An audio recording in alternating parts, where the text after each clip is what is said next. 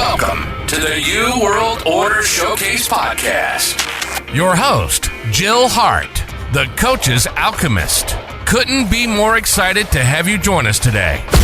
On this podcast, we celebrate the champions of change, the up-and-coming life, health and transformational coaches who are fearlessly stepping forward to make a difference in the world. Get ready for inspiring stories, practical tips, and powerful moments that will motivate you to make a positive change in your life and those around you. We're happy to have you join us on this incredible journey as we dive into the world of life, health, and transformational coaches who are lighting up the path towards a better tomorrow.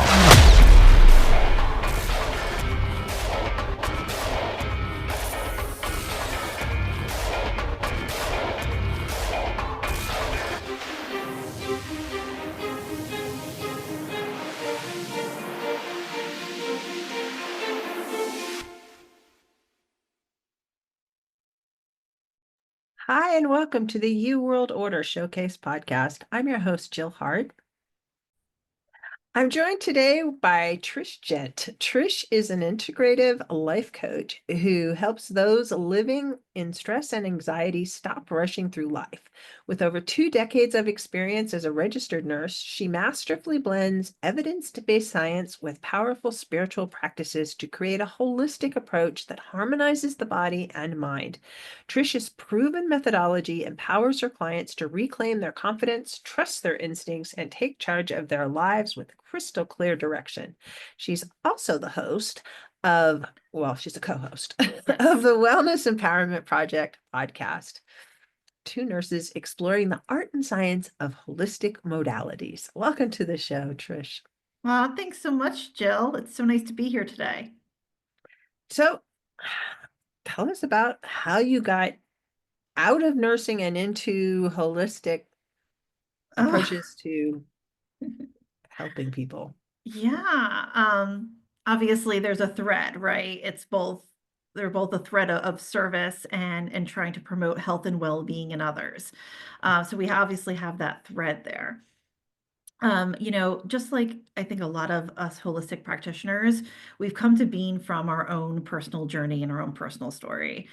And in a lot of ways, I can honestly tell you, I don't think I experienced life before this not living in stress and anxiety.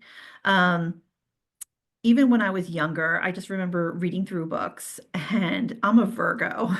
And the books, one of the ways they define a Virgo is they say a Virgo is perfectionistic. And I'm like, oh, I'm a perfectionist. And, my father was very type A and he was a perfectionist too. And they would call us the clones because we very much acted alike and we looked alike. And my mom was the typical like warrior mom, right? Everything, making sure everything's okay, making sure everything's in order. And truthfully, I think I was just always, very much had this low grade anxiety and always wanting things to be perfect, always just wanting to control everything, but also very much a high achiever and wanting to do everything right and wanting to succeed. And for the most part, I think a lot of us who grow up like that or even like labeled as like perfectionists is that we are high achievers. We do well and we get praised for doing it. So it's not anything that you typically think you want to release because it's gotten you so far and it's gotten you lots of accolades. So for the most part, I just, continued through life and thinking that this was actually normal. I never went on medication for anxiety. It wasn't really anything I ever really even spoke with a doctor about. I think at one point, I remember as a teenager asking my dad about like my thoughts always racing in my head. And he's like, yeah, you have that. You just have to find a way to quiet it. And I'm like, okay, like wasn't the most helpful comment. But it at least confirmed to me, it was another confirmation that it wasn't just me. So I kind of feel like I was getting a lot of external things coming into my life, confirming that what I was experiencing was normal and this is the way it is. And so I continued to go through and obviously became a nurse, worked in, critical care originally, and then clinical research, and eventually ended up in administration and management. And of course, got my master's as well. And I say, of course, because as we're going through, we're checking all the boxes, doing all the things we're supposed to do. And um, I guess I had this preconceived notion or a belief that at some point I would reach this level and I would be able to relax, that life would be calm and I wouldn't have to be pushing any further. And part of me was almost pushing to get things done really, really quickly. I got my first manager job. I think I was like 31 or 32, and it was a pretty difficult large unit. So you can kind of argue I was relatively young when it comes to age for that position. But in my head, it was like I have to hurry up and get all these things done so I can hurry up and then relax. But I was looking at this from this life level and this life perspective. I actually went from one manager job to another. And in the second one, it was actually a very easy transition. And I'm stating this because I knew who I was reporting to beforehand. I had a relationship with them. I knew people in this institution, worked with them before. It was a very easy transition. And overall, I was successful and doing well, but nothing changed. Nothing changed. And I'm like, okay, I should have, the confidence. I have the competency. Like, there's no more excuses of new to the role or new this, but I'm still like constantly exhausted, working probably close to 60 hours a week. Um, Left with nothing. I would leave on Friday afternoons and be like, I have nothing left to give. And I would say that it's like 2, 3 in the afternoon and be like, I have nothing left to give. And yet having this underlying guilt that I didn't stay there till like 6, 7 o'clock at night. And yes, my husband would call me at 7 p.m. some nights and be like, are you coming home tonight? And then be like, no, I'm walking to my car. And the weekends I was dead. I wasn't enjoying anything really. I was just essentially trying to recover. And when I look back, my life was pretty small. All of my friends were nurses and in healthcare. It was the only place I went. It's the only thing we did. But it was also very much accepted because everyone else was kind of in the same boat. No one else was like having all these other friends that were outside of healthcare and doing all these different things. All of us were kind of living in that same realm. So around this same time, my husband and I actually started to try to have a child, and it just essentially did not work out for us. And I was going through obviously our infertility journey at this time, and I started to do all the things uh, that I would say we're told to do. So I considered myself a type A person. So I was like, yes. So obviously, if I'm so high strung, I need to learn to relax better. And obviously, with us on our, in our infertility journey, let's try to remove toxins. Let's try to do life a little differently. And I really dove into doing a lot of different things. I started kind of making my own detergent, making my own lotions. And I tried doing like yogas and meditations. And honestly, it really did not shift anything for me. I remember at one point I was doing the Oprah Deepak Chopra guided meditations, and one of the other, I think, nurse educators was doing it with me. And I'm lying down, I'm trying to do it, and I finish it. My husband's like, your mind was racing the whole time. He goes, I could see it working. You did not meditate. And of course, I'm like, well, I technically did it. So, I checked the box. I did it. I And called it that. yeah, exactly. Like I did it. Check, I did it. And even the yoga I was trying to do, you know, I was doing it diligently every single day, right? I'm like, I'm doing it every day. It's good for my body. But you know what? The last 5 minutes of it was always this savasana, and it was painful for me. I could not sit still. Lying still was horrendous.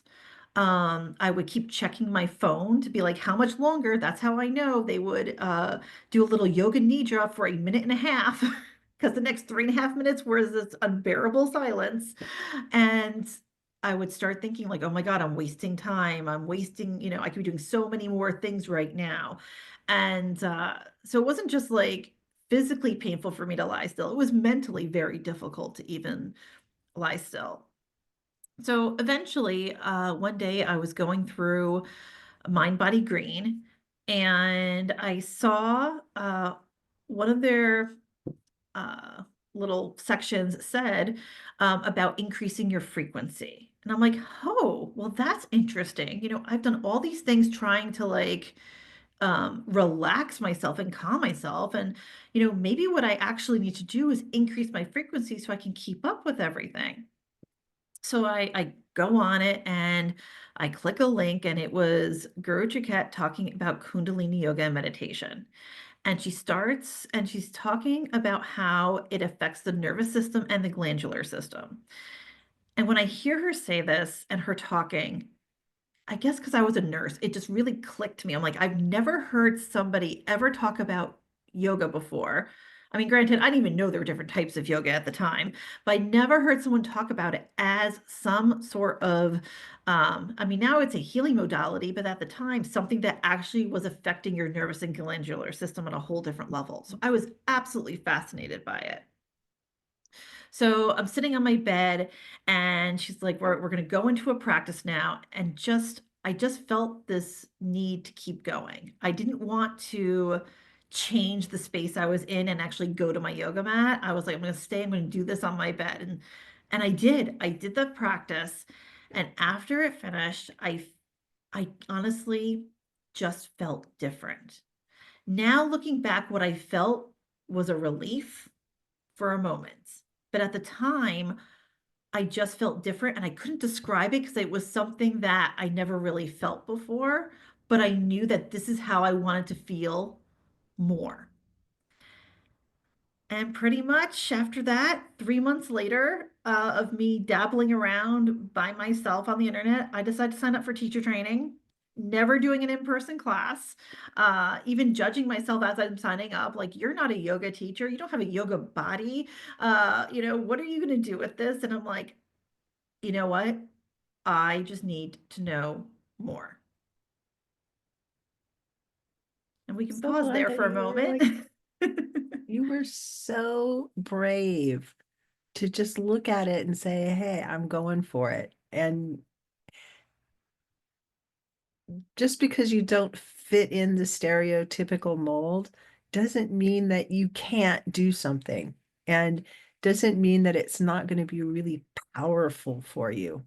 So hats off to you. That's kind of a big deal. Oh, thank you. I mean, yeah, I mean, I would argue it changed the trajectory of my whole life. Mhm. But I also would have to say that was probably one of the first times that I really heard and listened to myself. If I didn't have that strong voice, and if I did not hear that strong voice, I wouldn't have done it. And I can argue it was me playing around doing Kundalini Yoga for 3 months beforehand, and it got me to the space where I could hear my own voice and take that crazy action. It's so easy, I think, for people to just get caught up in their everyday life, and eh, they just live with low level anxiety or even high level anxiety, but it's just so normalized in society that it's like And it's you're kind of like the right. It is completely normalized because I think a lot of us, it's normalized in your workplace and it can be normalized in your home environment. And, not to get too nerdy here, but but I am a nerd at heart and I love this. Our nervous system is essentially how we learn to respond to the environments that we're in. And the nervous system wants to keep us safe. So when we're younger and you're, growing up, when you are watching your parents at a young age react and respond to situations. Your nervous system is now learning how to react and respond to situations. And I know a lot of people think you have to have this, horrible childhood or big traumatic events. The reality is that no, I mean, a lot of us have traumatic events and a lot of us, have, maybe a horrible childhood, but you could have a seemingly healthy and normal childhood.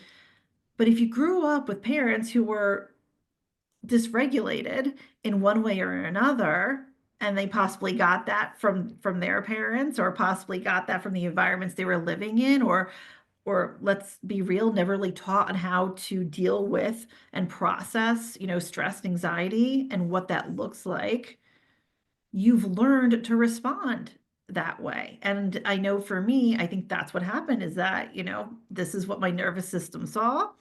This is what my nervous system became. And then, you'll get extra confirmation from the outside world that this is the way that it is. And it essentially stays that way until it's so painful you have to make a shift. And the shift can happen so quickly. And I've had Kundalini experiences where it's just like it's so euphoric. It's not really long lived, but it's very euphoric. I've had experiences having acupuncture done as well, and it can give you kind of that same experience as having it's kind of you probably didn't do drugs in your youth, but I did. It's like having a trip sometimes, and you haven't done anything, but it's that kind of otherworldly experience that you can have. And in the beginning, Yes. it's like super short, but you could just like catch a glimpse of it and you want more. Yeah, I would say on some level, when I first started Kundalini Yoga, it was a little addictive. I needed to do it every single day. It was also my refuge, when everything was going wild, as you're going through the process of whether it's Kundalini Yoga or any sort of nervous system regulation, I think, experience, and you're bringing yourself back into regulation, it changes your perception of the world around you. So in another sense, when I started Kundalini Yoga, yes, the feelings was something of like I wanted to come back and feel, but it was also this like safe refuge, which is huge because we're not feeling safe in our bodies when we are dysregulated. And now we're creating that safety in our bodies and almost making it okay for you to come back to yourself. Yeah. It, it's an amazing experience.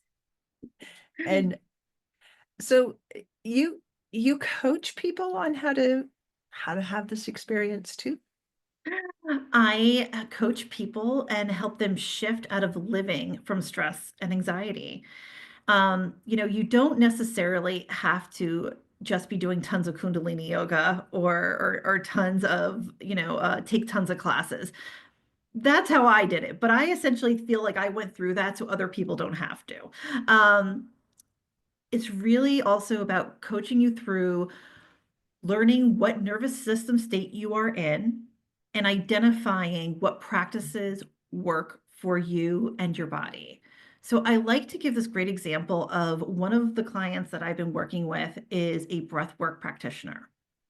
So obviously, one of the great things with Kundalini Yoga is that, you can try things that are more of a physical practice. You could do a mantra or a sound practice, or you can also do a breathwork practice. All those different types help work on our vagus nerve and help you start to bring yourself back into regulation. Well, my client, who was a breathwork practitioner, she was living in a dissociative state. Disassociation is more under the dorsal section. So what we don't always talk about when we label like stress and anxiety, we think of it's fight and flight, and some people pleasing is in there as well. But what we don't always talk about is that when our nervous system poops out a bit, Then we fall down into the dorsal state with this immobilization state. So that's where we could have the freeze response, which is a combination of sympathetic and dorsal, disassociation, and even shutdown. So I like to think of it as anyone who's been in burnout. Burnout is you're in the dorsal state and you've been in the stress and anxiety for way too long, and then you end up in that dorsal state. So she was in disassociation, which is a dorsal state, and we were going through things that she could start to try to integrate. And I remember saying to her, I said, the one thing I don't want you to do is a 1 to 2 breath. And that is an extra exhale to the inhale. So you maybe would inhale about 4 seconds, then you exhale for 8. And I said, especially for being in that disassociative state, stick to the 1 to 1, equal inhale, equal exhale, or we could pull in like breath of fire or something like that. And she looks at me and she goes, oh my. Hey all, I'm Jill Hart. We all know that legal matters can be costly and stressful. Finding the right representation and dealing with high retainers and hourly bills adds up fast. But what if I told you there was a way to have legal insurance, just like your health or auto insurance?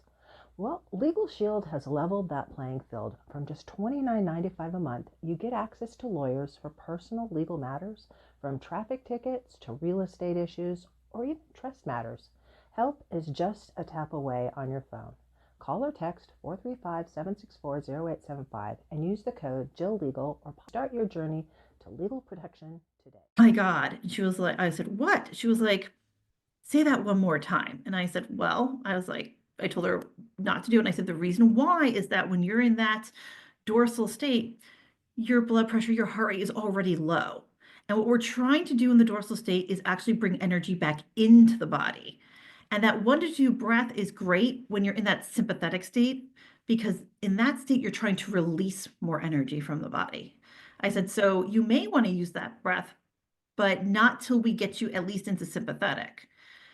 And she looks at me and she says, you know what? When I was in breathwork training, everyone kept touting that 1 to 2 breath as great for anxiety and great for stress. And she goes, I would do that, and I felt like it would create more anxiety in my body. And she's like, and now I know why. And I'm like, not only do you now know why, you also now just learned to trust yourself and to trust what your body is telling you. And I think that's just, I'm mentioning this story because you see all these things thrown out there that are great for nervous system, regulation. The thing is, though, if you don't understand what state your body is in and you haven't explored different ways that work for you, and you don't do it into a consistent manner, you're not going to get yourself into regulation. Our bodies are meant to be flexible. We're meant to kind of go in and out. We're not supposed to live in ventral, that connection state. We want to be there for a long period of time. We want the times to go that we shift the pendulum to sympathetic or dorsal to be, less and less and less. But the thing is, in order to get there, we need that consistency so we can build our capacity, build our resilience, bring us back into ventral, and then we start to see how our body is actually changing and responding when stressful events come. And then you can pull your tools in your toolbox again and start seeing, okay, now what I do in this situation. And I'm saying this because, living in stress and anxiety and having that, and obviously I ended up in burnout at one point as well, and bringing myself back into ventral, it was tough, and it does take some time.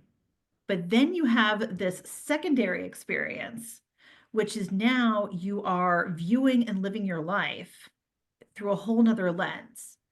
Because Dr. Stephen Porges with polyvagal theory, which is a lot of work that I connect with, really says that a core piece of this is that we view our world through our autonomic nervous system. So if we're feeling safe in our body, we're going to be more safe and engaging in the world around us.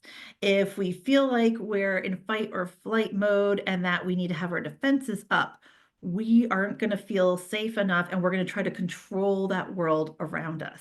And when that doesn't work, what do? We fall into that dorsal state and we just withdraw from everything. So then it's like I said, we get into this realm where we're now viewing our life differently, adjusting to how we interact with our new life. Then we start questioning things of what do we want to do? How do we want to be? Who do we want to be? What do we want our life look like? Things that we never really asked ourselves before because previously we were following the script that we thought was keeping us safe. And now we've realized that it didn't. So not only are we going through asking those questions, now when life comes our way, you're still going to experience anxiety, but now you're going to experience from a whole different way. Experience anxiety as its isolated state that you can bring yourself back to was very different than living in it. For one thing, you recognize that, oh, I'm in the anxiety state and I Oh, can do something huge. about it.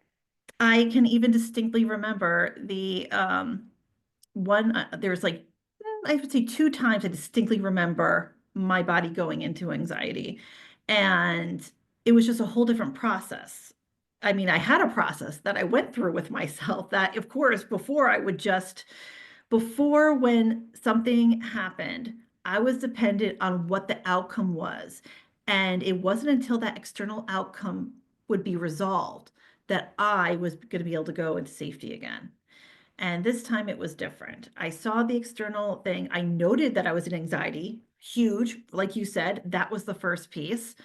And then I started telling myself how a lot of these things, I was like, well, why am I worried? This isn't an issue. This isn't an issue. And I crossed those things all off my list. And then I realized that, you know what? My body is still feeling anxious. So obviously, I cannot tackle this problem from the top down. I really need to tackle it from the bottom up. And then I knew I had to kind of get into my body and do some of my regulation practices and, help work myself through it.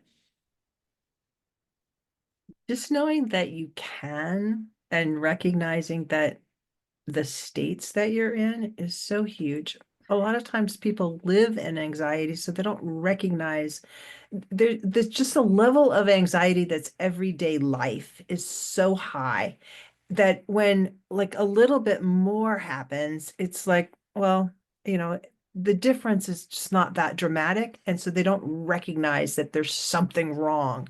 Yes. And once you get to the state where you can calm everything down and you realize that, oh, this feels good down here and everything feels good in my body, and recognizing that you do have a body more than just a head. Mhm. We are a whole being. Yes, exactly. And, being in the healthcare system, everything is very siloed. You have to see a specialist and everyone is very siloed. And the reality is that's not how our body works. Uh, Actually, we're in a very logical society, and we're always talked about how you think your way through every problem and, go through those thinking states. And like I just gave my example before, thinking through how unrealistic it was for me to even be in anxiety did not work. And one of the big pieces that, isn't stressed enough is that actually our body communicates faster and quicker and more frequently to our brain than our brain does to our body. So if we could just get our ego to the side and get out of our own way from trying something new and trying something different, we actually can make a greater impact with ourselves in a shorter period of time. And exercises, even just like I'm sitting here rocking my feet, all your nerves end in your feet, and your feet can affect your head. That's why walking is so powerful. People Yeah. don't realize that, but it just like there's little things you can do to help. And tapping, tapping is, I used to think tapping was the silliest thing ever, but tapping is so effective. You don't even have to say anything. It's just, it helps your body to regulate. And let's go even more simplistic. How are you sitting and how are you standing? As in, what's your posture like? Mhm. And I actually want to give another example from a client that I was working with. And it's not the breathwork client, but she also was living in disassociation. And Mhm. she's moved herself out. She moved herself out of it very nicely. And we're working together, and she's like, you know what? Like, I feel like I do my practices in the morning, but they're not like lasting all day. Like, I feel like I almost have to redo them by the end of the day. And I'm like, well, you have a desk job. Like, how are you sitting? And as it turned out, she had one of those big chairs that she could sit cross-legged in, and she was completely hunched over most of the day. And I'm like, you know what? When we're sitting hunched over like that, your body is now communicating that you don't feel safe and that you need to disappear and huddle down. And so I'm like, what can we do to start changing your posture? Feet flat on the ground, have those knees below those hips, sit upright for at least as long as you can. And I get it, we all hunch over every so often, but can we take a break and like reset and realign our posture and see how that is changing you first? So those are things that I think are just so simple that we don't realize how we're sitting and how we're moving through the day is actually affecting our body and affecting what our body is feeling and thinking. If you've already worked hard and gotten yourself back into regulation, but you feel like you're falling out of it a lot, that's a great thing to look at, is what is your posture? How are you sitting? How are you standing? What is your body telling the rest of you? What are you telling yourself? And are you getting up and moving around frequently? Yeah. Because a Are lot you of moving times enough? Yeah. And we, that, one of the great things I think I loved about Kundalini Yoga too is that it's known as a householder's yoga. So it was created for people to be able to utilize through their everyday life. But I think because we, Americanized all these things, and you have this thought that you have to go and do a full class or do a full, Kriya, a lot of the postures and the things that you do, you can, take 1 to 3 minutes. Some of them you don't even need to get out of bed for. You could just, get up and just start doing some of those little practices. You don't have to be super flexible. Don't worry about getting a full-blown yoga mat if you don't even have a yoga mat yet, or feel like you have to get up and space out all this time, in the morning. You can do it as simply as sitting up and do a little breath work, do some spinal flexes, Sufi grinds and move those hips. Those are things you could do to start your day, and those are things you can do throughout your day just to kind of shift things up a little bit. yeah, a lot of it too is like habits that we have throughout our day and different environments. Like when you're at work, you have habits, and when you're at home, you have habits. And if you Mhm. work at home, you have an office where you have different habits. And recognizing that what you're doing, how your body is existing in those spaces, just being intentional about it, I think is Huge. And I think you just really described what Kundalini Yoga is. It's known as the yoga of awakening, bringing the unconscious into consciousness. And obviously, if I've explained, it's doing that by regulating our nervous system. But one of the big pillars in Kundalini Yoga, too, is that it takes 40 days to change a habit. And when we talk about habits, right, habit is something that you are unconsciously doing on a routine basis. So they are saying if you do this meditation or this Kriya for 40 days, that you're going to change your, it starts to break the habit, change the habit. Then 90 days to get into the subconscious, 120 days you start to master it, 1,000 days it's fully part of your being. But I think what is interesting is that there is some research out there as well that supports, that you can regulate and learn to regulate your own nervous system in about 6 weeks. And so I find it very interesting that some of the research today supports the 40-day cycle that Kundalini Yoga, always has had for all these tens of thousands of years. And it starts to, how to say this, it helps you start to bring an awareness to not only changing your own habits, but then you start recognizing the other habits that you have in your life. once you overcome something in your life that's dysregulates your life, that makes you feel uncomfortable in your life, but you're doing it anyway, like bad posture, gives you bad back. Yeah. But you continue to do it, and it's like, because it's just a habit. Mm-hmm. But Yeah. if you approach things intentionally and recognize that, hey, I can fix this, by just being intentional and trying to catch myself. It's really a matter of catching yourself as habits are being unfolded. Like, Yes. if you're hunching over your desk, as soon as you realize, hey, I'm hunching over my desk, straighten up. And then um, when you are successful, and you will be, it's just paying attention along the way, it will become a habit to not be in Yeah. the position that is not serving you well. Then you can look at other things and say, hey, well, maybe it works so well over there, I can try a little adjustment in this area of my life, or Yeah. in One little another. piece of awareness that, gets brought into your line of sight Mhm.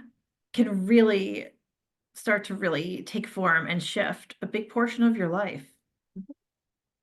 It just little incremental changes that like atomic habits, I think, is Yes. the name of one of those books Mm-hmm. out there, that it just little incremental things that you can do, but over a long period of time, have a huge impact on how you experience this life.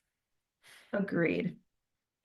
So how do people get in touch with you? And we also want to talk about the Pathway Perfectionist Guide to trade in anxiety and control for freedom and clarity and confidence. It's actually confidence and clarity. I went to so much trouble to get that all right. Whoops. I messed it up. I actually think I connected something wrong actually when I clicked it. So it's okay.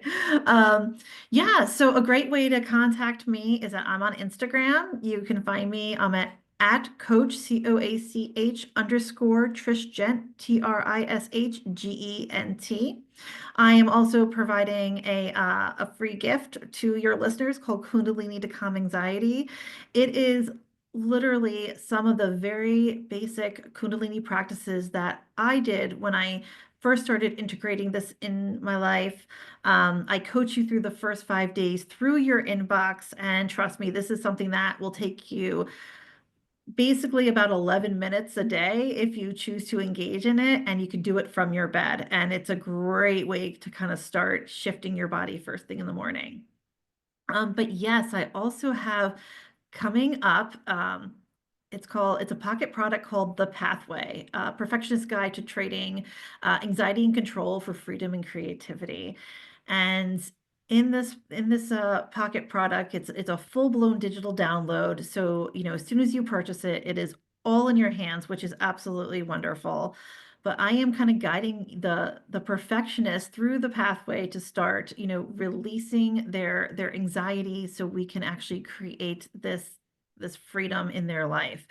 I walk you through 5 days of training courses through here. I provide you with an anxiety archetype quiz. So if you're not sure really where you are, you have a quiz to help guide you through that process. I have the Nervous Reset Guidebook that also is coming along with this, which also not only talks about the different nervous system practices, but we're also going through the different archetypes as well that you can go fall into. And I'm also including a Spotify playlist for whatever state that you're in, so you can go and listen to if you're on the go. So I'm really excited for this. It is be such a high value, and it's really a great place for everyone to start. So that is so exciting that it's coming up.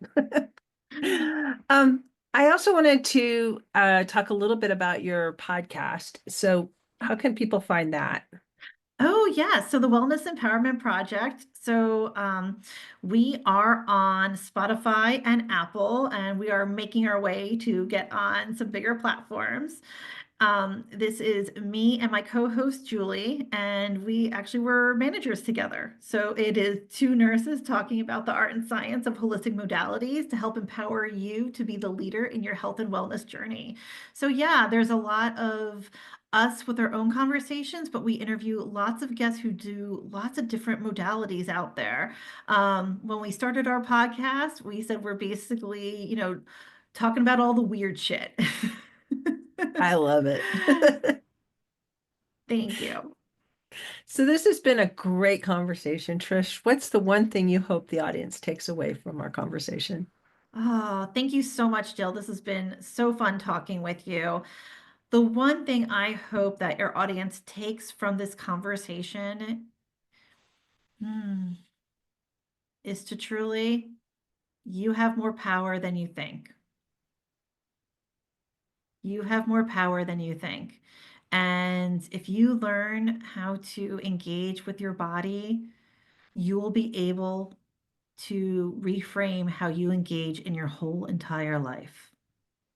I love that. It's so true. Thanks for joining me today. Thanks, Jill. Thank you so much for tuning in to another empowering episode of the You World Order Showcase podcast. We hope you've enjoyed hearing from our incredible life, health, and transformational coaches who are making a profound impact on the world. Remember, change begins with you, and you have the power to transform your life and the lives of others. If you want to take that next step and unlock your true potential, visit thecoachesalchemist.com, where you can find the 3 ways we can help you for free to spin your talent into gold with clarity, a system, and a plan. Don't forget to hit the subscribe button so you never miss an inspiring episode. And if you enjoyed today's show, we'd greatly appreciate it if you could leave us a review on your favorite podcast platform. Your feedback means the world to us and helps us reach more people with our positive message. Stay connected with us on social media for updates, behind-the-scenes content, and upcoming guest announcements. You can find us on Facebook at the You World Order or simply visit thecoachesalchemist.com.